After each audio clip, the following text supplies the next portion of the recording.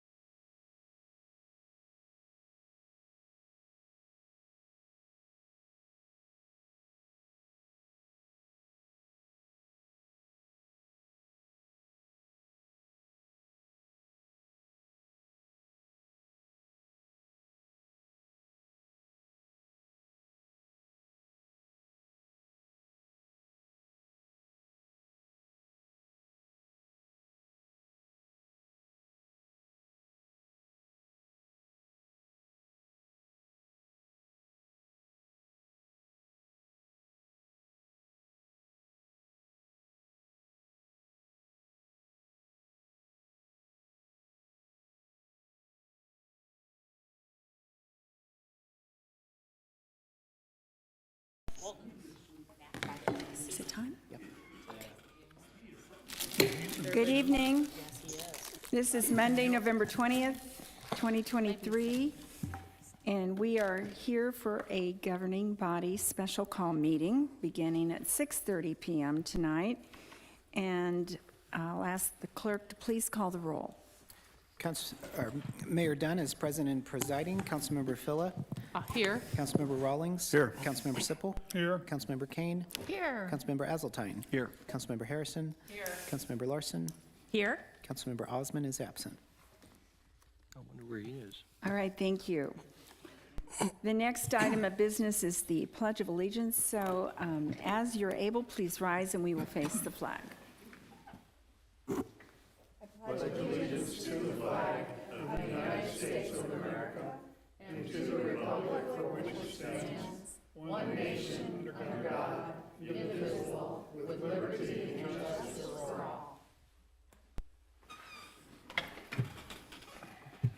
Thank you very much.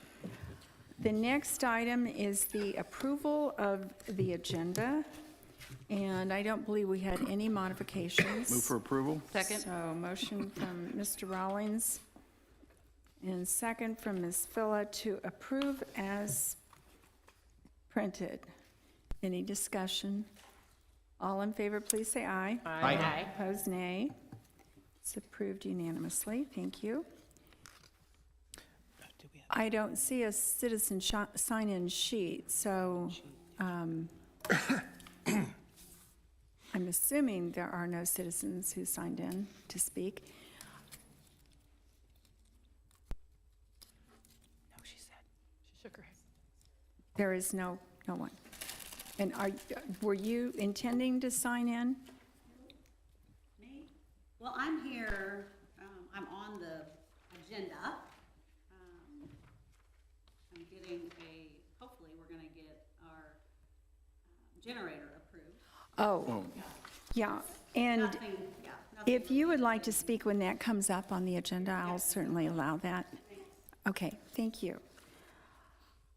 We have no proclamations this evening. We have no presentations or recognitions. We have no special business. I move now to consent agenda item 8A through S, and I would like to pull Q and R, and I'll ask, is there anything else anyone would like to pull for discussion? All right, if not, I'd take a motion Move to approve. Second. Motion from Mr. Hazeltine and second from Ms. Phila. All in favor, please say aye. Aye. Opposed, nay. Thank you very much. That's approved unanimously. And I pulled 8Q, which is the Police Department Monthly Report. And Chief, I wanted to pull this due to the actions of Detective Mark T. Rink, who was able to trace a victim's money in an internet scam and able to seize the victim's money. More than $10,000 was recovered and eventually returned to the victim, and they caught the perpetrator who did it. So I wanted to offer my thank you and congratulations to Detective T. Rink. Turkey. Secondly, I know that on October 10th, KDOT's Don Hughes presented the KDOT 2023 Gold Traffic Safety Award to the police department. So again, I want to congratulate you all on that. And since you are at the podium, and since there was a breaking news story tonight with one of your detectives, I thought you might want to make a comment about that. We've had a few auto thefts since yesterday, and our detectives in their follow-up investigation today located one of the stolen vehicles. It happened to be over in Kansas City, Missouri. And once it was located, contacted KCMO police to help actually stop the vehicle and apprehend the suspect. Well, before KCMO arrived, the detective who was following the stolen vehicle all of a sudden saw that the vehicle stopped. The subject inside the stolen vehicle jumped out and fired shots at the detective. Thankfully, the detective, no one else was struck by any gunfire. The suspect took off. KCMO caught up with the suspect and eventually got him stopped and arrested. The other two stolen vehicles, we recovered one of those as well, and then the third stolen vehicle we had spotted, but that suspect got away. And all of those were observed over in KCMO. Well, we're so grateful that no one was injured or hurt, and want to express our appreciation for the great work and our relief that no one was injured. Thank you very much. Thank you. I might add on Detective T-Rink's case, just real briefly. Yes. We just got notified that that suspect was arrested. He was convicted within a 2-month period, convicted, and he'll be serving a year in prison. He had his cell phones forfeited as well as his Mercedes-Benz. So crime didn't pay for that young man, and it's just one of those rare occasions. We got assistance from another country, and things worked out for the victim in that particular case. So Well, please give him our appreciation and congratulations. certainly will. Thank you. Thank you. And I would entertain a motion to accept the police Move to department approve. monthly report, please. Motion from Ms. Phyllis, second from Mr. Azaltine. Any other discussion? All in favor, please say aye. Aye. Opposed, nay. It's approved unanimously. Thank you. And then 8R is the fire department monthly report. And Chief Fitzgerald, I also wanted to comment on something in your report, and that was Fire Prevention Week and how active you all were with your fire safety education and the numbers of schools and students that were involved. And you had a total throughout October of 19 events educating 2,535 people. That was over 1,800 children, over 600 adults, and 55 seniors. So I just want to tell you how impressive these community outreach events are, and thank you for the very good work. Thank you. They do a great job. It's all hands on deck. Well, we They do appreciate it. wonderful.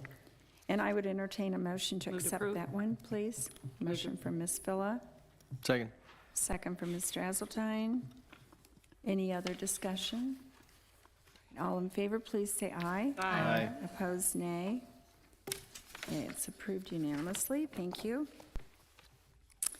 Going to the mayor's report, I attended the United Community Services of Johnson County's 2024 Public Policy Platform Symposium this past week, and I included in your packet materials their state, local, and federal priority positions for your information. There were 2 Leawood Chamber ribbon cuttings in the past couple of weeks, and the first was for Vital Roots Chiropractic, located in Camden Woods at 143rd and Kenneth Road. The 2 female physician co-owners have been open since July, and they treat youth through seniors, and we wish them much success.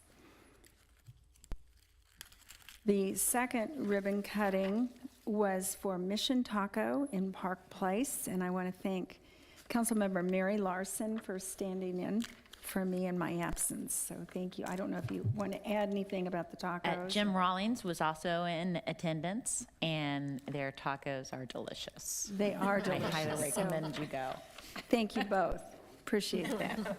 It's nice to have a ribbon cutting around lunchtime when you can Yes. actually enjoy the, They had a good crowd there. I'll bet. Well, thank you. I joined our Leawood Police and Fire leadership teams at the Leawood Middle School Veterans Day event, where great tributes were provided for all of our military divisions. And I joined Police Chief Dale Finger at the Citizen Police Academy graduation. This group was overseen by Officer Cody Morse and greatly appreciated and enjoyed by all. I want to offer my thanks to Communications Manager Liz Gordon and her team for the terrific holiday lighting ceremony earlier this evening. It was a little different since it was raining and we had to move it inside. My thanks to the Nativity Parish Children's Choir and Director Vicki Neely, and also Michael Blenn and the Leawood Stage Company for providing beautiful music. And thank all of you were here for it, so thank you. And James, who joined them. James Azeltine, as a member of the Leawood Stage Company Choir, didn't know he was joining them until he arrived. So very good impromptu singing. Very easy to do. Again, I want to wish everyone a very happy Thanksgiving and hope you enjoy your time off and with family and friends, and be safe. Thank you. That concludes my mayor's report. We have no council members' report. Did you have a no city administrator's report? Now we move to 12A, committee recommendations. A resolution approving a final plan for Sienna Laffey Residence, 3717 West 140th Street, residential emergency generator located north of 141st Street and east of Mission Road. Mr. Klein, did you have anything you wanted to say? And I believe we also have perhaps the property owner in attendance as well. Yes, this application is for a residential emergency generator. It'll be located on the kind of the southeast corner of the house. It'll have 5 hollies that will actually kind of screen it from the adjacent property to the east. There is a stipulation in the staff report that indicates that they will test the generator at the time that it is installed, and it has to meet 60 decibels at the property line. If it doesn't, then it has to take measures as far as to reduce that sound level to meet the ordinance. Okay, thank you. Are there any questions for Mr. Klein? Ms. Kane? So I see, according to the picture anyway, that it's pretty close to the neighbor. It's 30 feet plus with trees and evergreens to the property line. Remind me again, did the neighbor have to sign off or be notified, or what's our procedure with this? No, actually, these come through and they are required to meet the development ordinance of no more than 60. So if it doesn't meet that requirement, then they can't use the generator. So that's kind of the stipulation that we do. It's 32 feet, I think, from the property line. I believe that the generator itself is 67 decibels at 23 feet. So it's a little bit further than what that measurement is.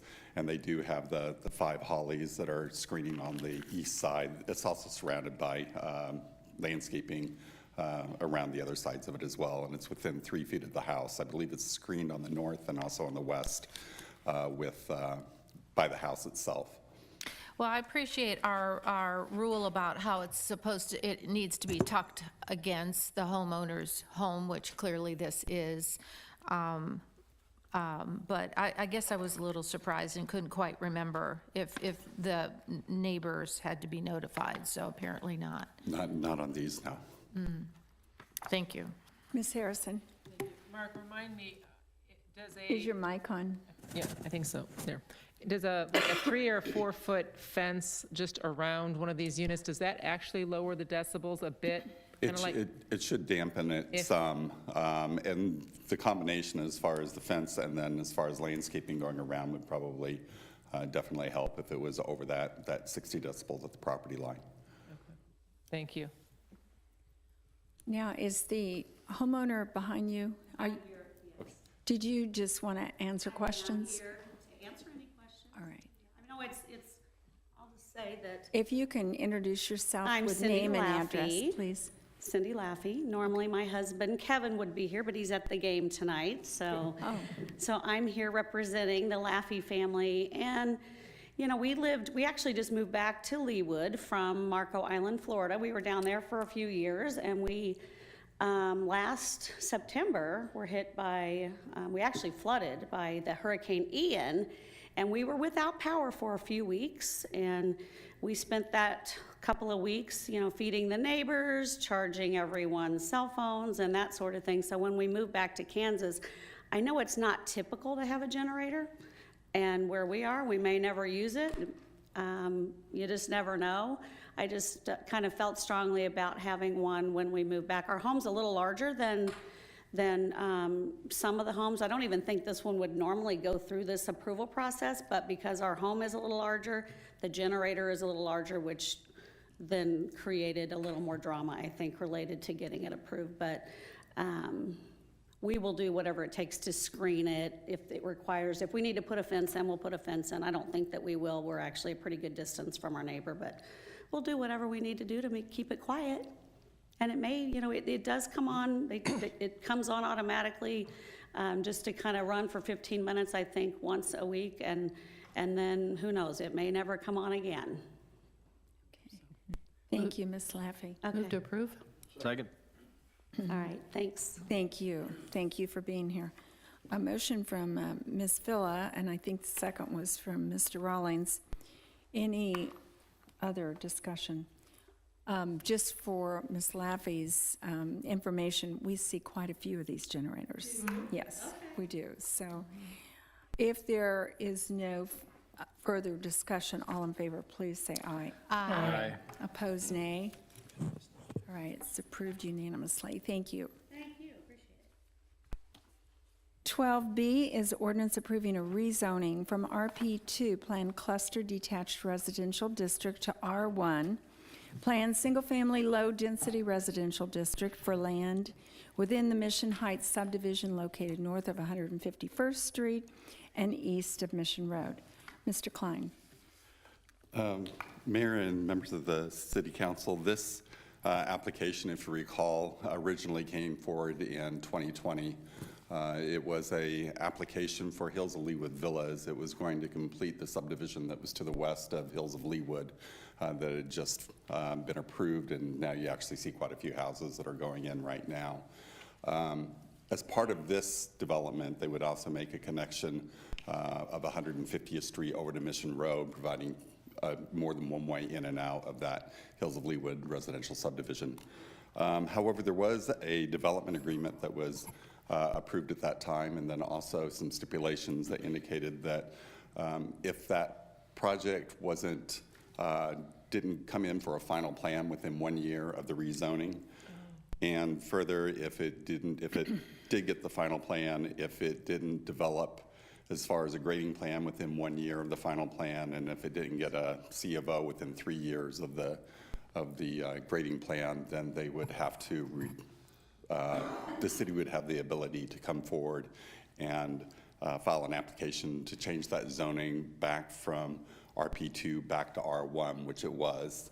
And so these lots were actually part of the Mission Heights subdivision that was platted back before it actually came to the city in 1961. And so the average lot size for those was fairly large. It was 1.19 acres. With the Hills of Leawood Villas, they actually were approved to rezone the property to RP2. It contained 24 lots. It had a minimum lot size of 12,000 square feet, and it had to have an average lot size of 15,000 square feet, and so that's what they did, and the governing body at that time approved it. However, at this point, we haven't received an application to file a final plan, and since that time, the preliminary has already expired. It's our understanding one of the property owners that's located has 2 lots to the south, no longer wants to be included in that subdivision as well. So city staff is bringing forward this application to change the zoning back from RP2 back to R1. And if a new subdivision came in and wanted to do something, they would have to meet the R1 zoning, or if they wanted to try as far as rezoning to RP2, it would have to go through the Planning Commission and the governing body to get permission to do that. So staff is the Planning Commission did recommend approval of this application. and I'll be happy to answer any questions. Any questions from Mr. Klein? Ms. Harrison? Thank you. I think I followed all that you said, Mark. I'm looking at this picture. So, do I understand correctly that here, the two lots that face 151st Street, look to me to face 100, would have driveways probably coming in. They don't want to be a part of this, what was planned, which we're unplanning right now, I guess. Right. So if this comes back to us in the future, it'll probably be this plot minus those two down there? Actually, it would be the one that's on the west side of that, and there's actually one lot above that, and so those are the Oh. two The two that are at the corner? that are at the corner, and so. Okay, okay. That is the most unusual shaped piece of land? Okay. We actually have Mr. Musel here as well, that I think he'd like to address us on this project. I will try to be briefer than ever. Greg Musel, 5250 West 116th Place. We've got you on the clock right now. Suite 400, Leawood, Kansas, 66211. I'm here on behalf of Dr. Eshwar Reddy and Rupa LLC. Dr. Reddy has been here before. He owns probably 80% of the land that was zoned in June of 2020 when you approved the RP2 zoning. And he, it was approved 8-0, and we thought we were in a way to do it. We're in the middle of COVID. A lawsuit was filed.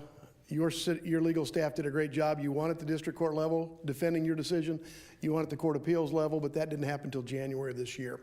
So with supply chain issues, labor issues, and interest rates, this has not gone forward.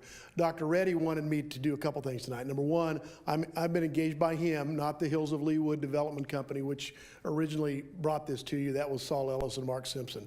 Dr. Reddy owns 80% of the land, and he wants to continue to try to find a way to do a villa project on his land. And he wanted to thank you for the support in the past, let you know he was coming back. If he can put something together that will pencil. The issue really is the 150th Street, which is a long length of connection that has no, it's got to be eaten up by the development profits or revenues from the development itself. And he's probably only going to be able to get about 16 lots in there. So he's going to try to do that. He wanted me to ask you for an extension of the deadline. I told him we would not do that because I've talked to your city attorney and I've reread the development agreement. We agreed not to directly or indirectly oppose or protest or object to the rezoning back to R1. So I'm not doing that. If anybody decided it was worthwhile to grant an extension, I wouldn't turn it down and my client would be happy. But mainly we want to let you know he's still trying to do this. This is a weird piece of property. It's an expensive piece of property to develop because of 150th Street. Dr. Reddy owns everything that's left, so there won't be the issue of the two other ownerships that have now basically said it's gone on too long, we don't want anything to do with it. That's all I have, Mayor. I'll happy to answer any questions. Any questions for Mr. Musel? We appreciate you coming this evening. Thank you. Move to approval. Second. Motion from Mr. Rawlings and second from Ms. Villa to approve this rezoning.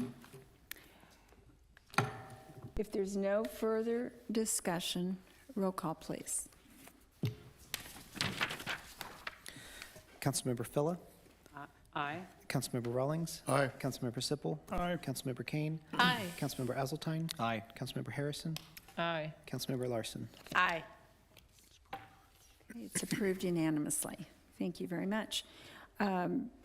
12C is an ordinance amending Section 16-4-1.3 of the Leawood Development Ordinance entitled Permitted Accessory Uses, Buildings and Structures pertaining to sport courts and repealing existing Section 16-4-1.3 and other sections in conflict herewith. Mr. Klein. This application is with regard to an LDO amendment with regard to sport courts. And if you recall, there's been a couple of times where we've had a sport court come before this body, primarily because it had lighting that was associated with it as well, and it had to get a special use permit. But there was expressed some desire as far as maybe to take a look at this ordinance to maybe make some adjustments. And so what staff has before you right now is about 4 major changes that we did. Sport courts would still be allowed only within the side and rear yard. So that part hasn't changed. However, the setback we're proposing would go from 10 feet to 20 feet. We feel that that would allow a little bit more space, especially for evergreen landscaping and stuff like that. By the time they plant it and it starts maturing, then 10 feet, a lot of times it might be up against the fence or something like that. So that'll give a little bit more room. The other thing that we are changing or proposing is that the landscaping be required to be evergreen landscaping, so to screen year-round, 6 feet in height, or whatever's necessary to screen as far as what the sport court is from the adjacent properties, including if it had lighting, it would have to take care of as far as screening that as well. In addition to that, we also are proposing that the midpoint of the court would have to be closer to the primary residence than it would be to the adjacent property owners. And that way, a lot of times what we'd see on the sport courts, and we get complaints about from the neighbors, is that the sport court is for their neighbor, but it's actually closer to their property line than what it is to the primary residence. So that's part of the reason why we put that in there. And then also the governing body indicated that they would like to see some sort of notification.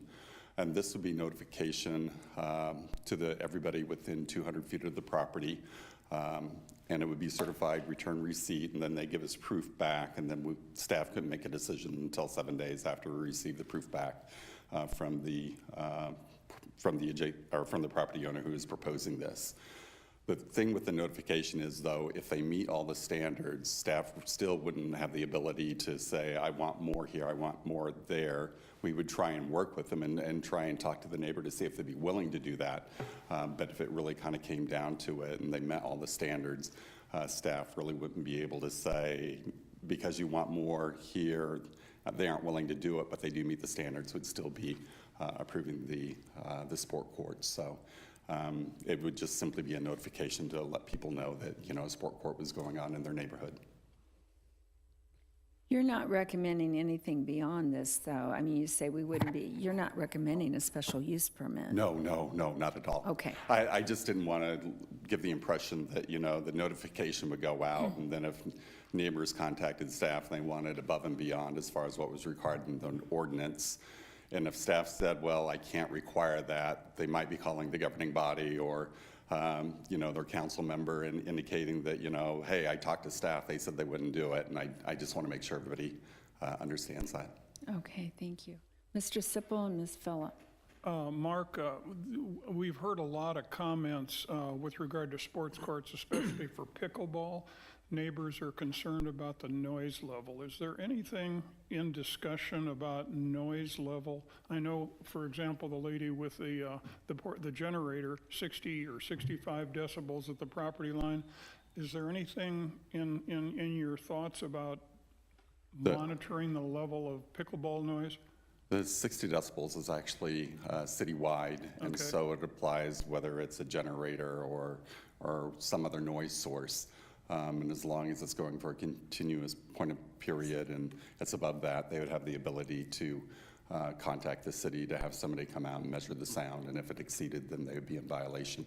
Well, pickleball is a sharp rather than a continuous hum or whatever from a generator. So, but you can measure that, or you have the tools to measure that if there's a neighbor that's concerned? Yes, the code enforcement office has as far as noise meters that they can use at the property line. Thank you. Ms. Phillip? I just really wanted to thank staff for listening to the neighbors on that, the instance of what brought those concerns, and I feel like you've really addressed many of them. It would have improved communication, and it would have improved it would have made our approval process. It's making our approval process better and the end result better. So thank you for your work on it. Thank you. Ms. Kane? Yes, and they are making lots of changes with balls and paddles, and that continues to improve as well as surfaces. So we're not mandating what kind of surface is on these. No. Not yet, anyway. No, that is not in this. And we're not mandating what kind of balls and what kind of paddles. I mean, because there are, like I said, the next generations are absolutely quieter. So we're not mandating that at this time. We aren't mandating. We thought that would be very hard to regulate just because you never know what they're using unless you went over there. And Okay, so maybe and I'll be really quick. So if it doesn't include lighting, they still have to notify, or they don't have to notify? They would have to notify no matter what. No So matter- whether it's administrative or special use permit. Special use permit, though, would go to the planning commission and also to the governing body. If it had the lighting, If then it had it needs an SUP. And once again, shout out to the planning commission who, in their very good questions and logical approach to this.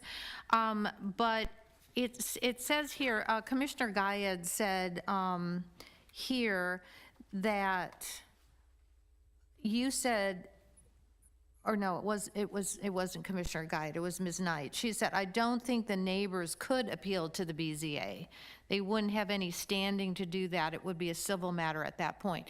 So if you had a neighbor that was really in a wad about somebody building a sports court within 200 feet of them, they don't have any recourse. They will be notified, but if it fits all our steps, they don't have a recourse other than taking it to the court and making it a civil matter. I believe this is a use, so you don't have the BZA as far as those are actually more for bulk regulations.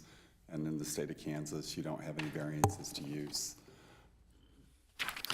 And then I would imagine it'd be a little hard to monitor the noise because, I mean, if it's going on and there's 4 people out there versus 8 people versus, you know what I mean? That would be hard. It's not a generator that goes on and off. This is people yelling and having fun and. Right, and it would be complaint-based, I imagine, as Yeah. far as if a neighbor had a complaint with regard to the noise. So obviously, if it doesn't have lights, like it's dark at 5:30, so then play ends quickly. But if it has lights, we have restrictions on time of play, or no? Yes, actually, I think it's 7 to 10, 7 a.m. to 10 p.m. Of course, 10 p.m. would be when they'd be on. In the morning, they probably would not. I echo what Ms. Phillips said. I think it's much improved, and I think we probably will end up seeing more layers to this just because of the nature of what we're reading all over the place. But thank you for all your efforts in this, and thanks again to Planning Commission for all their good questions and thoughtful progression through these issues. Thank you. Great, thank you. Any other comments, questions? Move to approve. Second. Motion from Ms. Kane, second from Ms. Larson. Oh, sorry. If there are no further comments, roll call, please. Councilmember Asseltine? Aye. Councilmember Harrison? Aye. Councilmember Larson? Aye. Councilmember Phila? Aye. Councilmember Rawlings? Aye. Councilmember Sippel? Aye. Councilmember Kane? Aye. All right, thank you, Mr. Klein. Appreciate it. That's approved unanimously. We have no old business. We move now to new business 14A, and you do have a red line version of both 14A and 14B in front of you. 14A is an ordinance amending Chapter 14, Article 1 of the Code of the City of Leawood, Kansas 2000, pertaining to regulating traffic of the city, incorporating by reference the standard traffic ordinance for Kansas City's 2023 edition with certain amendments and omissions. Ms. Knight, welcome. Good to see you. Good evening, thank you. 14A and 14B, I might talk about both of them just briefly. They're similar for those who've been on the council a while. You know, we don't always annually, but probably going forward from here, we will annually adopt the STO, the Standard Traffic Ordinance, and the UPOC, the Uniform Public Offense Code that the league publishes. 14A is the STO, so that's the traffic code, and that's pretty typical. We do modify a few of those sections to make them unique to the city. And this year we did meet with police and parks and talked a lot about e-bikes and e-scooters and even e-unicycles. And kind of tried to modify some of the rules in the traffic code around those. And so I've tried to address some of those in my memo. So if there's any questions about that. Any questions, Ms. Kane? So, from what I could gather, and I didn't spend hours on this, is there any age restriction with some of these? I mean, I see little people on these e-scooters blasting up and down my street. Is there an age component of this? There is not. We talked about that, and we tried to compare them to bicycles, and, you know, there's no age limit on bicycles, even though e-bikes are probably more dangerous than regular bikes. And so we talked about that. We talked about an age requirement maybe with a helmet, and we decided to not legislate that and let people kind of self-govern on that. So the standard traffic ordinances for Kansas City, Kansas cities must not have an age component either, otherwise we would have adopted it. Correct. So the STO has all the Kansas statutes on traffic, and the league just pulls them all together and puts them in this handy spiral-bound book. So if we didn't change it, it is state law. So like in the markup, I know it's kind of confusing sometimes because some don't show markup, but we are modifying them and amending them because we always have. And then most of the markup had to do with the e-bikes and the e-scooters. So if there's no age limit in there that was crossed out, then it's not in the state law either. Wow, that's kind of surprising. And no helmet requirement. No. For Halloween, I had a number of golf carts in my driveway. Did you all have those? They came trick-or-treating in golf carts this year, three different golf carts. So that's a new phenomenon I never saw before. So those things they're all over the place, are all over my neighborhood these days. So I imagine something at some point will come about that. Thank you. Move to approve? Second. Motion from Ms. Villa, second from Mr. Esseltine. One quick question. I know you don't want to hear a question. Very quickly. I do notice there are speed limits delineated in this ordinance, and yet on our trail system, when I'm walking the trails, I don't see any signage on speed. Are you talking about on the actual trails or in the ordinance? No, on the actual trails. And we don't have them, I believe. I know Brian Anderson is on Zoom if he wants to address that from Parks. Oh, he is on Zoom, yes. Yeah, hi, good evening. Mr. Anderson, can you hear us? Yeah, Did you hear my question? I read with interest that there are speed limits delineated in the ordinance, and yet we don't post any. I do have people, you talk about people flying down with scooters. They're flying by me on lots of vehicles. Yes, they are. Anyway, just wondered. so over the years, we have talked about. You're kind of coming through jumbled, Turn it up. and you're frozen at the moment.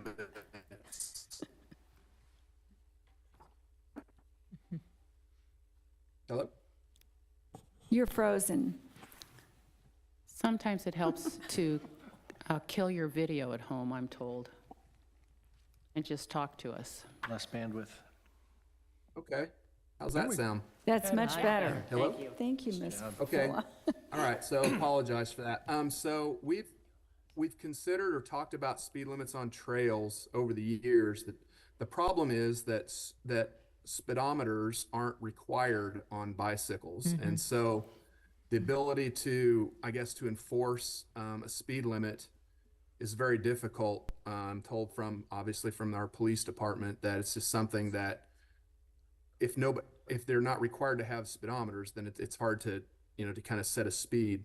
Now what we do have though is it's courtesy rules and it's regulations that you should be traveling at a safe speed on trails and be courteous of other users.